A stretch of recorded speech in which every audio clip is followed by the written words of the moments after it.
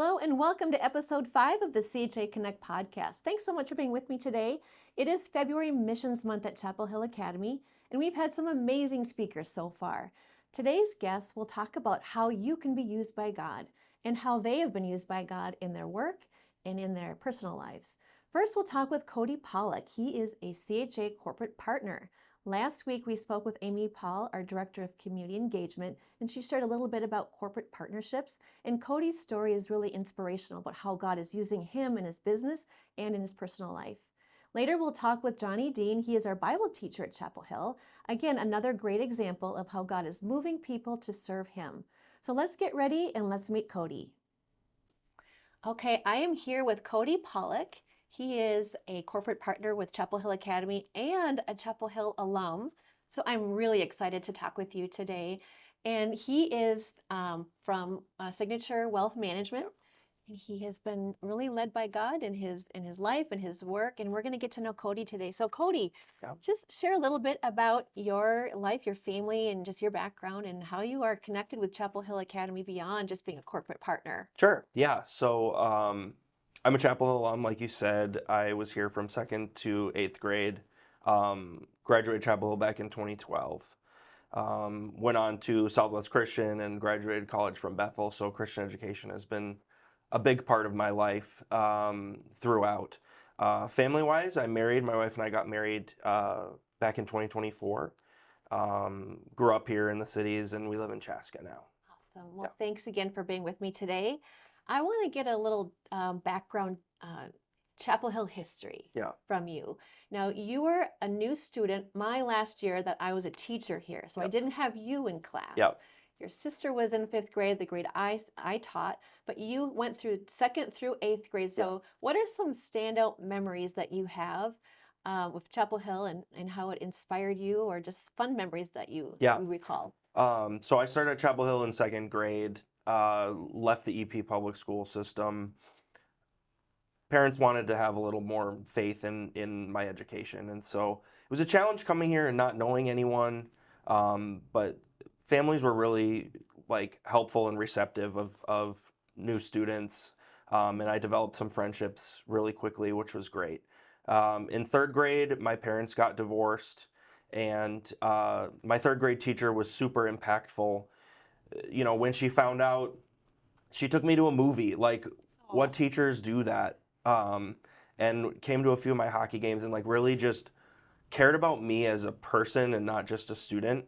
And every teacher I had from that point on, I think just went above and beyond, caring about me, about my story. You know, if it was staying in their classroom after class instead of going to Cougar Care, my 4th grade teacher was awesome with that, and you know, helping out with other teachers so I didn't feel as, you know, lonely or lost. That was super impactful for me. Just the relationships that I've built, and then the academic excellence that Chapel Hill always instilled, not just getting good grades, but really caring about what you're learning, having, you know, the biblical foundations in every class, not just Bible class every day, but, you know, why do we learn math? Why do we learn science? Those types of things. Biblical worldview education is so important. And you touched on a couple of things that really made me think about our family of families. You know, our students are really our extension of our family here, and the fact that you were cared for so deeply through a hard time is so great to hear. And tell me some of the teachers that you remember that were inspirational to you. Miss T was my 3rd grade teacher when everything happened, and so, you know, she was incredible. I know there's a lot of families that have experienced the same, and she had a huge legacy here. You know, Mrs. Launer, who's still here, I developed a great relationship with her too, and still, you know, connect with her once in a while. Mr. Walker, my 5th grade teacher, was incredible. I have great fond memories of him.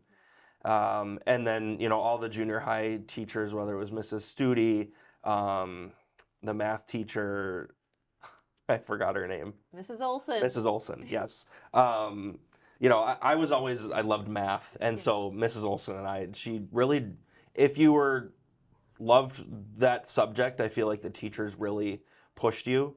to try and, go above and beyond and have excellence. And so, I was involved in Math Olympics and Spelling Bee Yeah. and all those extra things that, helping pursue, more than just doing the work. Yeah. A couple of other teachers you had mentioned when we were speaking earlier is Mrs. Kenworthy. Yeah. And as we're in Missions Month, she was a big missionary teacher. Yeah. She really encouraged people to be thinking about missions. And I want to hear about the closet story in Mrs. Studi's classroom. Yeah. What's that about? Junior high, you're just a kid and being funny. So I don't even remember. It was probably early in seventh grade, but there was like a broom closet that was like you could fit barely in there. And so this is currently Mr. Kramer's classroom. Yeah. For those of you who are kind of picturing the junior high STEM classroom. Yeah. And so, I think it was after lunch or something before class. I just went and hid in there, and she's doing attendance and was like, "Where's Cody?" So I jump out of the closet, and then it just kind of became a running gag for a while. And then she labeled it Narnia, which that movie had come out pretty recently back then. Yeah, the closet being Narnia. Yeah, the closet is Narnia. And where's Cody? Oh, he went to Narnia. Yeah. And then I think someone painted a mural on there for a few years, so that just became a funny thing. Good memories you have. Oh, yeah. And so now you're really busy in your profession. And I understand, Chapel Hill had a part of that, just inspiring some of that math and love for learning. But going through the process of finding a career, tell me a little bit about what you do. Yeah, so as a financial advisor, I sit and meet with clients. We do what's called holistic financial planning. So we don't just do investment management, but we look at, clients' whole financial life, whether that's, looking at mortgage, looking at estate plans, tax planning, all of those different fields, and try and work with clients to achieve what goals they have in life. So there's a lot of families that it's a challenge to afford Christian education, and trying to figure out how does that work within your financial plan and not, sacrifice retirement or other things.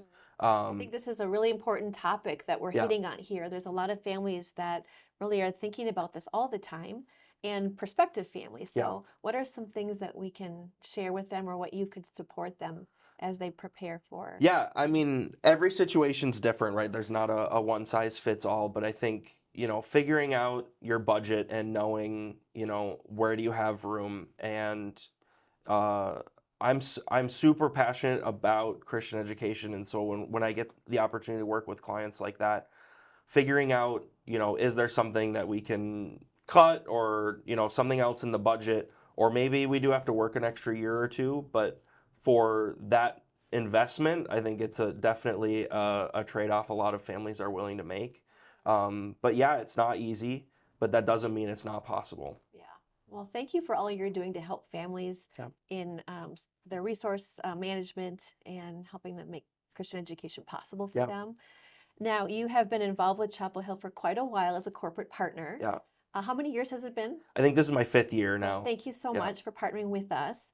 And you've also been part of our Evening of Impact. Mm-hmm. You've been part of the Golf Classic that we have each fall. And also you've been part of the Dad's Night Out at Stockton Barrel. Tell us a little bit more about those events and how they've maybe meant something to you as well. Evening of Impact has always been great. I've gone with my wife the last few years now that she's graduated grad school. But just being able to be around, parents that have kids here, and the teachers, and kind of reconnect and see how God is working through Chapel Hill has been absolutely incredible. As far as the incentives and the changes that you guys have made since I've been here, whether it's security or building improvements, have been absolutely incredible. So to see the school investing in those types of things has been awesome. The Dad's Night Out is always a blast. Literally. And so being a part of that, I've made some really good connections with some dads out there, and just, having a fun night. And sometimes we'll go out to a restaurant afterwards and have some really good, meaningful conversations afterwards. And it's been helpful for me. I'm a little behind the stage of life that they are. I don't have kids in school, but to, get some wisdom of what are some things that they've been working through and what are some challenges has been really impactful and cool to see. Well, thank you again for doing all of those amazing events with us Yeah. and being part of that. And I want to talk a little bit more about what you and your wife have gone through recently. A really painful time of Yeah. life, and you've now started a new foundation. Yep. And I know that you've had a lot of connections here that have supported you through what your family has gone through. So maybe share a little bit about your story. Sure. So my wife and I were expecting our first child in September of 2025. Um, in August, we had just gone to an OB visit, got to hear the heartbeat. How many weeks were you? He was 35 weeks. Okay. And so we heard the heartbeat. Everything was great. The next day, Sierra came home from work and said, "I haven't felt him kick in a while." And so we went to the ER because I didn't know where to go, and our OB hadn't told us just go to the delivery hospital if you have concerns. And they did an ultrasound, and there was no heartbeat, so we knew that he was up in heaven.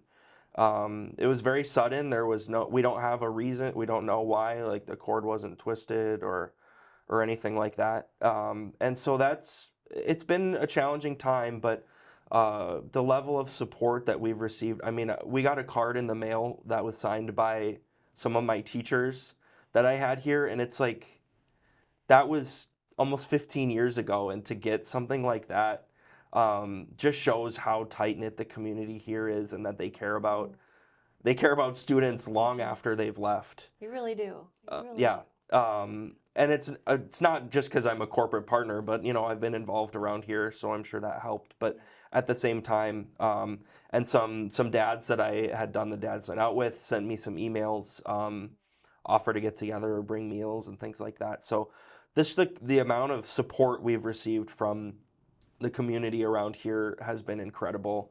And so we wanted to figure out how can we give that support to other families who have been through this. 1 in 4 pregnancies ends in miscarriage or the loss of the baby. So it's something that affects a lot of people, and not something that people want to talk about a lot. It's a very heavy grief, and we're still on our grief journey. But I think the most impactful times we've had is when people are willing to share their stories, share stories of their babies. And so we've founded a nonprofit to provide faith-based support to families who've experienced miscarriage, stillbirth, or infant loss. And so some of the ways that we want to help families is, number one, we're assembling care packages to donate to hospitals and clinics, and different places, or directly to people. That has a grief book for mom. My wife read a really impactful one called Cradled in Hope. It's just, realities of knowing your baby is in heaven, and how do you work through your grief journey with Jesus, and having that reassurance. And then another devotional for dads, because I think oftentimes there's a lot of support for moms, but dads may not feel that or may not get that. And it's kind of, the silent grief that dads go through. And then my wife and some friends are making blankets that we'll put in there. We have someone crocheting a little stuffed animal. So, a box that we can give someone right away to help support them. We're working on doing grief mentorships to work, kind of one-on-one with couples through that journey.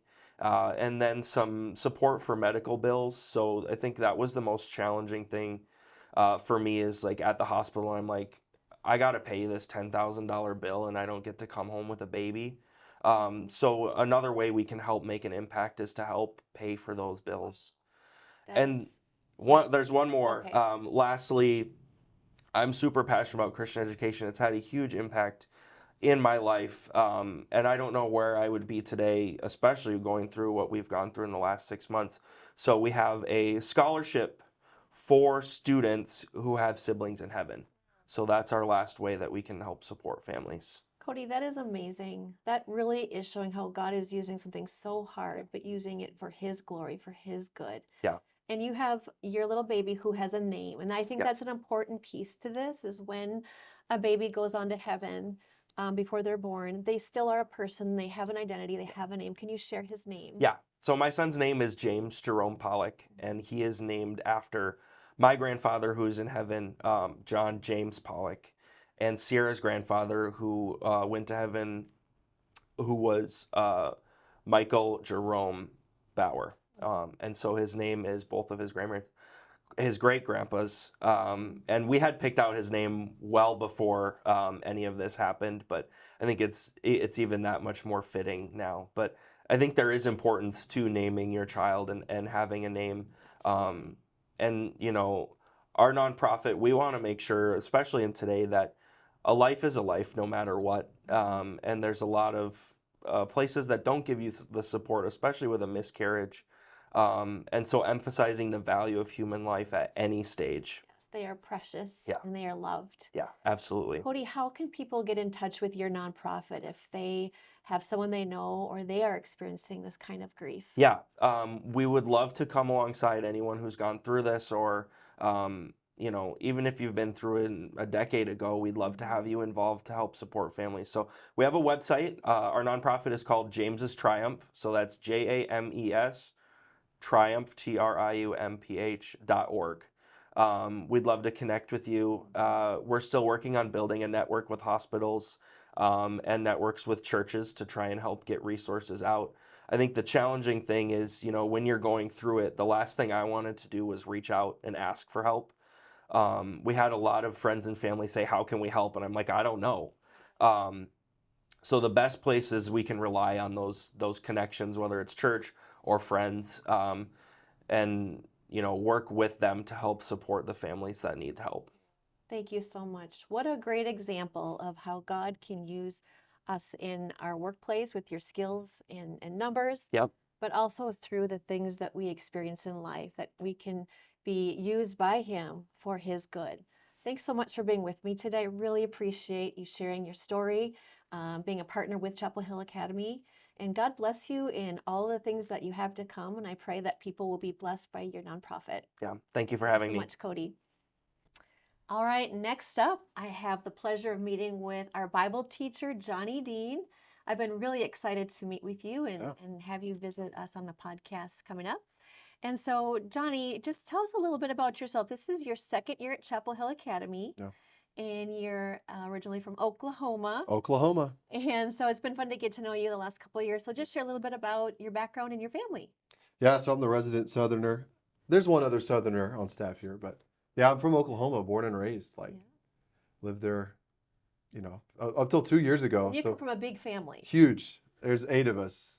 I have 7 siblings. And So where do you fall in line? right I'm the You? oldest. The oldest. You're the leader. Yeah. Well, I should have guessed that. Well, I just and I tell the students, I say my youngest sister is a sophomore in high school. Okay. So I've got my parents have a wide range. They're grandparents, but they're still like parents in high school. Yeah. Have kids in high school.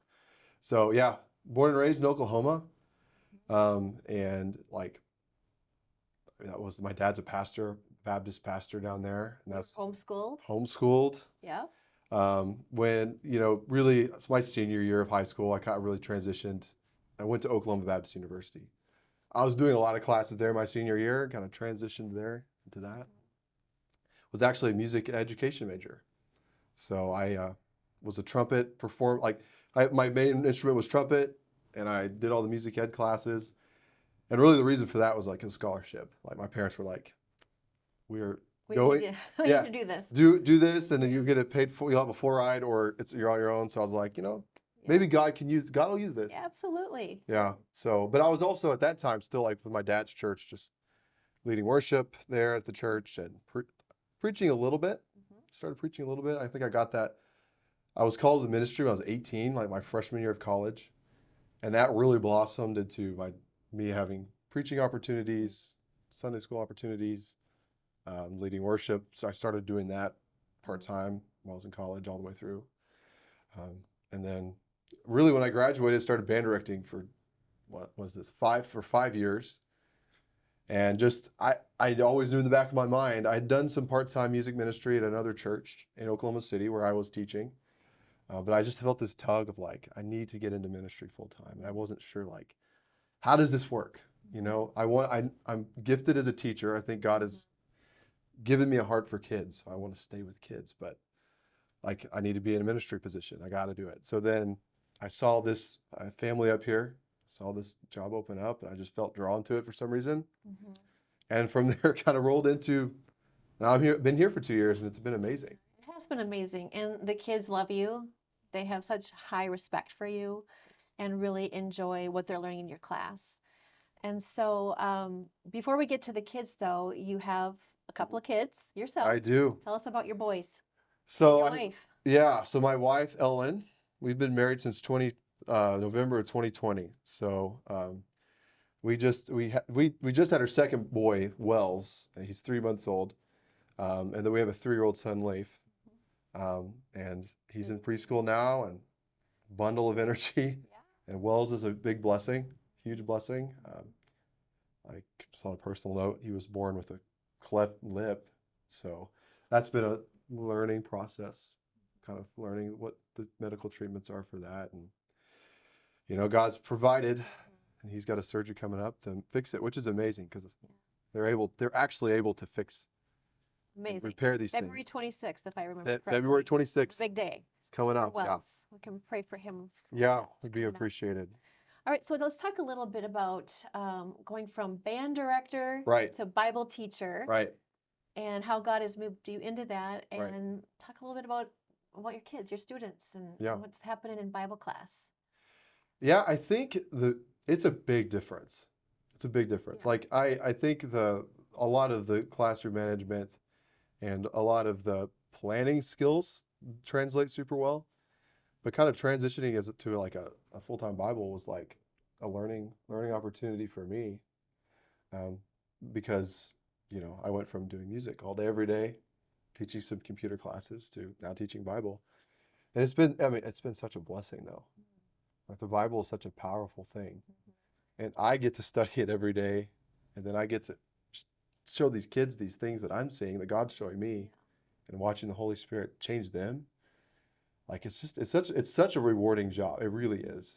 And what are you seeing with your students? What are the questions, the big questions that they're asking? And I think a lot of parents would want to know, because at this age you work with 6th through 8th graders. Yeah.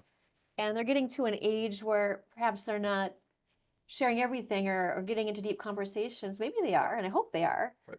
But in your class, you create a community, a culture where they can really open up, ask those meaningful questions about their faith, Right. things that confuse them, things that are maybe troubling them. What are some of those conversations or questions that this age is wrestling with? Yeah, I think in 8th grade we just finished the Sermon on the Mount.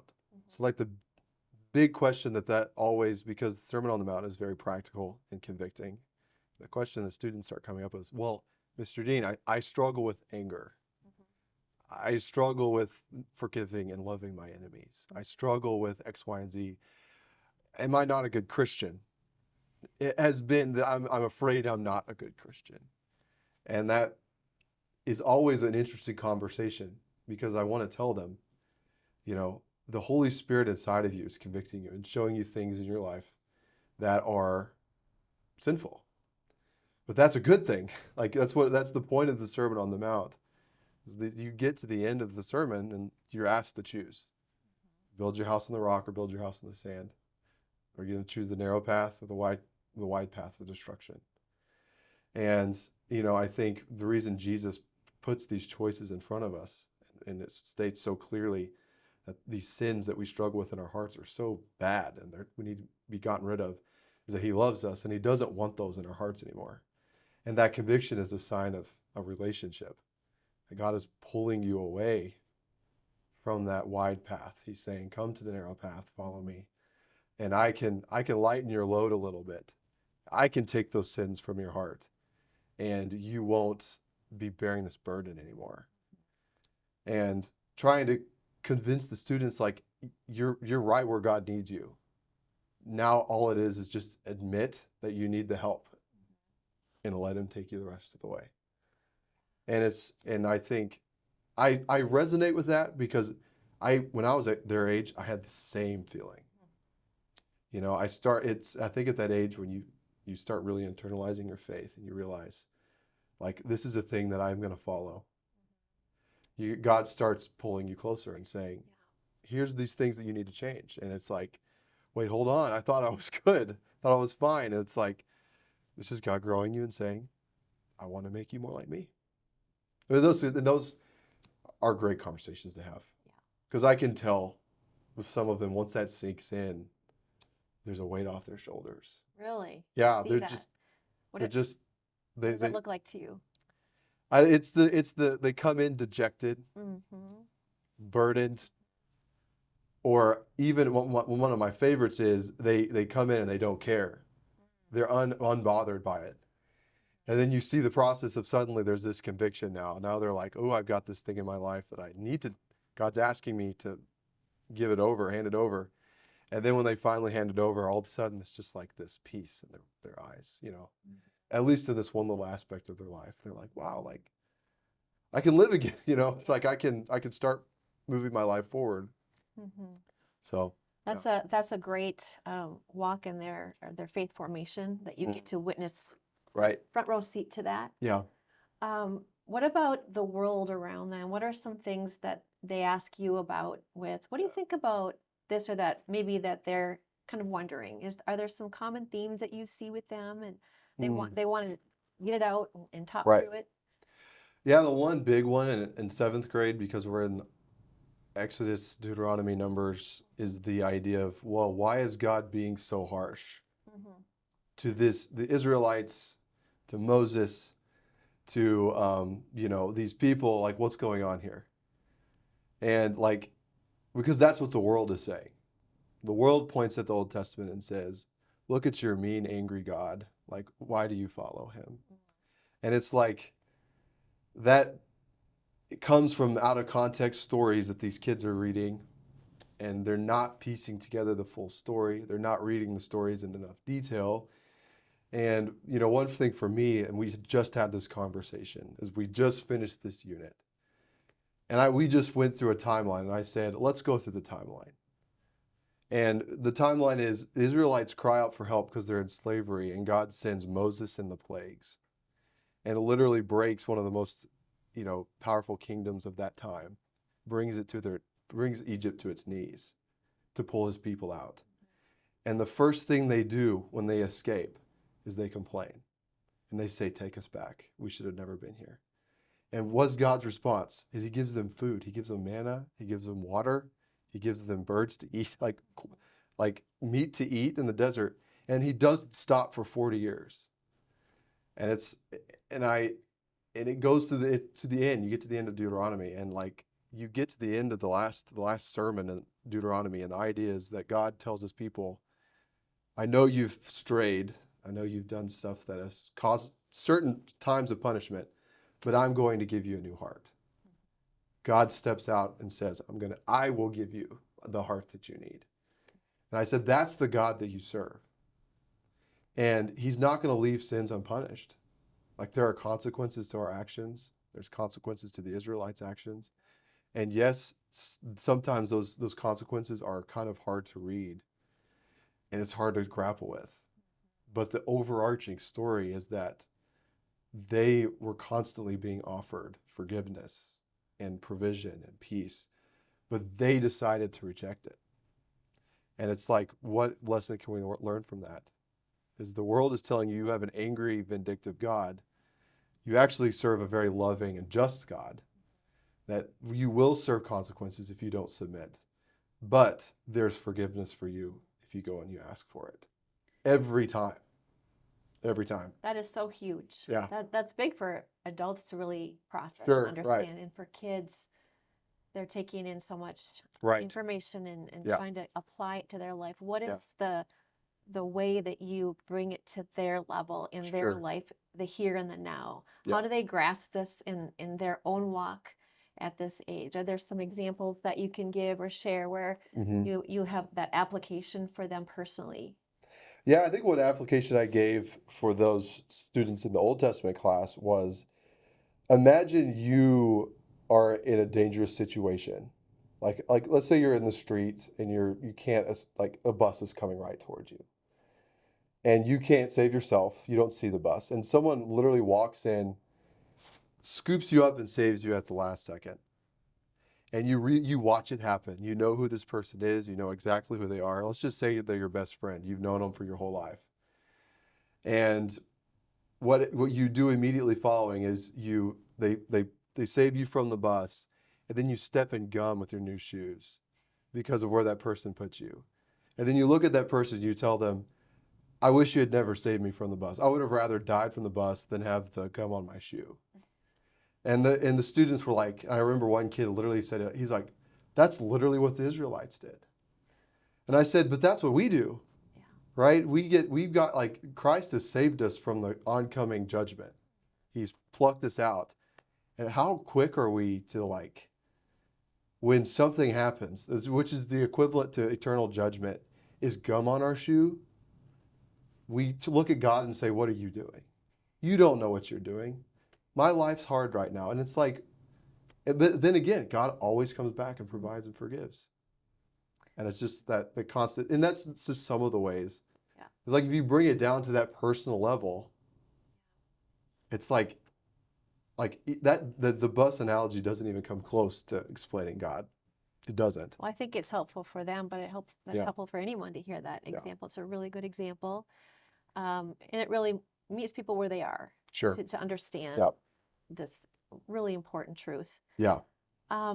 Let's think a little bit about things that kids do just in their own sanctification process, their spiritual maturity. Right. I know you have projects and activities, service. How are you seeing the kids doing with some of that growth by Yeah. actually feeling led to do different things, or really asking questions to that hunger? Yeah. Well, we have students leading Bible studies. Yes. Leading Bible studies. We have students obviously going out and doing service projects in their church. And they're like, I don't know. I mean, like they're standing out from their youth group, I assume. And instead of like having the church like, hey, what can the church do for me? Like they're actually going and doing things. I've heard with that their from church. youth directors that have come to be Yeah. chapel speakers. They've said, boy, these kids are really leaders Yeah. and growing. Right. And just today at chapel, we had our missions chapel Yeah. and a time of worship at the beginning of our chapel time. And Right. these 8th graders and 7th graders were up front Just leading, standing up there worshiping God. worshiping. Yeah. The younger ones were following. Yep. It was really beautiful to Yeah. watch that. And kids are volunteering to do worship team. Yep. And yeah, you mentioned the Bible studies. Yeah. It's really And it's great to see. It's incredible. And it's like, I think, too, I mean, I'm seeing kids that their parents told me that, hey, this like their church experience is kind of here.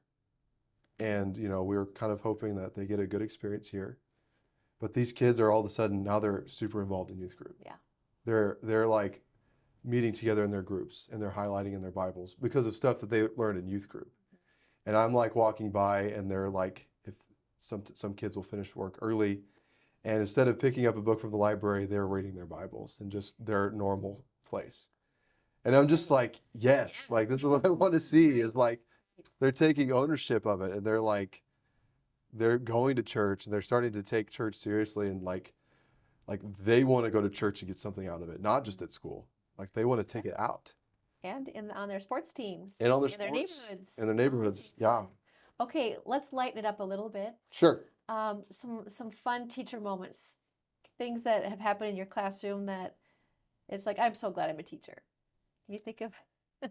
Well, it's every day, honestly. The Yeah. kids just say stuff that is so funny, so funny. I mean, it's just silly stuff like in getting close to Christmas break, and just like at the beginning of class having dad jokes. Like the kids just coming up and sharing different dad jokes with me and me with them. And it's like, well, try not to laugh. You can't laugh. Don't laugh.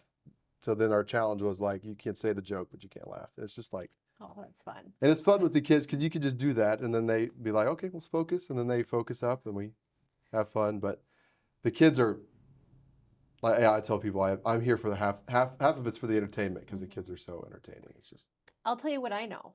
Okay. So I'm in the hallways in the mornings, Yeah. wandering around with the 7th and 8th graders. Yeah.